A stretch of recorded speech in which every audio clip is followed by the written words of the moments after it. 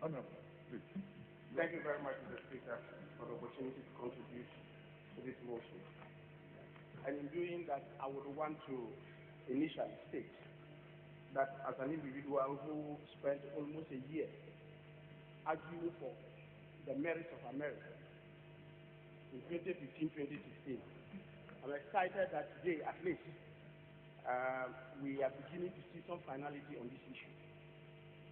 But one thing that gladdens my heart, Mr. Speaker, is the fact that, at least based on the documents that were brought to Parliament, and based on the report that has been submitted to us to review, it is clear that the issues of criminality that were impugned during the period of debate, the issues of pardon, of contract terms, have all come out based on what we have, that they were not supported by facts. And I'm excited that today, at least Ghanaians know that those players who played a key role in the negotiation and finally the construction of the Ameri plant should be praised and should at least be recognized that they were people who worked in the interest of Ghana. Mr. Speaker, the centrality of this argument was on the basis of the fact that whether as a country we really went for value for money. That was the whole idea. As to whether Ghanaians were shortchanged or not, that was the crux of the whole argument. And you will recall that the number of committees that we have set in Parliament to look at this issue, there were a lot of documents that were made available to committee members and even to all parliamentarians. One of the key documents that was given to us as a committee was a report that was authored by 5 water housekeepers, CWT, where they were contracted to look at the value for money aspect on on the project. And Mr. Speaker, with your permission, there were 4 critical areas they looked at. They looked at the composite generation tariff. They looked at the capacity charge. They looked at the cost, the installed cost per kilowatt, and they looked at the rate of return on investment. And they compared that to other plants that we have in existence within the country. And Mr. Speaker, it will interest you to know that when they looked at the composite generation tariff and they compared it to plants such as the Trojan Power Plant, the Senate Energy Limited, Sona Assembly Power Plant 1,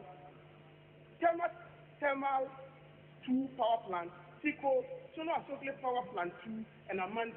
When they looked at that and they looked at the average composite generation tariff for these 7 plants, they realized that the average composite generation tariff was around 14.94. However, Ameri had a composite generation tariff of 14.54, which meant that it was lower than even the existing plants that we had. Mr. Speaker, it will interest you to know that even if you were not going to look at the Ameri plant, normally to take a normal generation plant, the normal generation plant has a contract period of about 20 years or 15 years.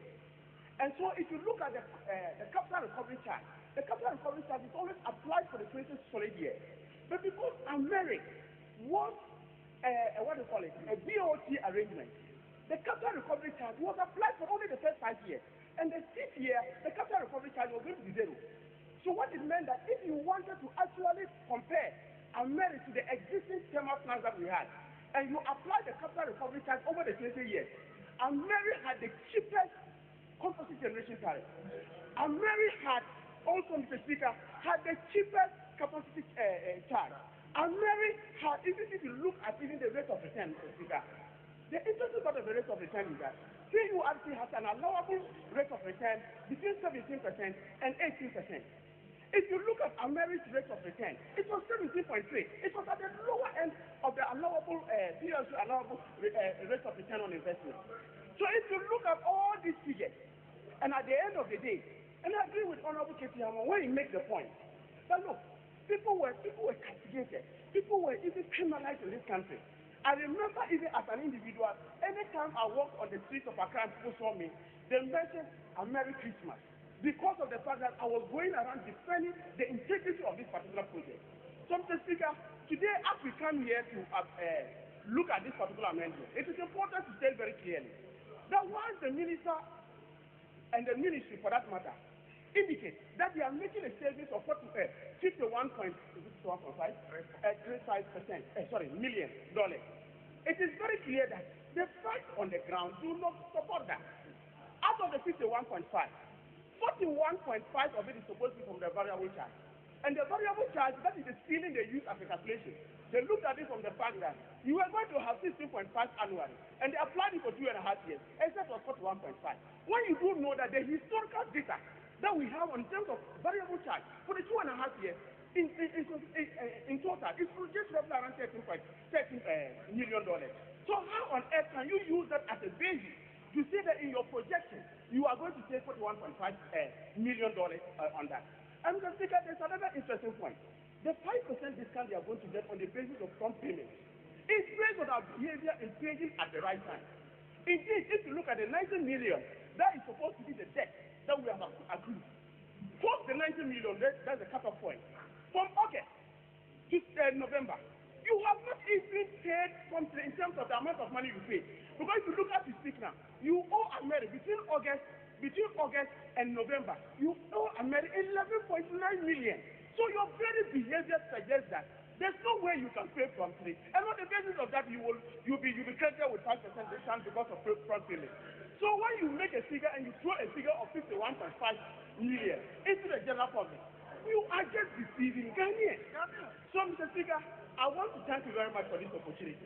But I just want to say that at least today, Ghanaians and the media is here.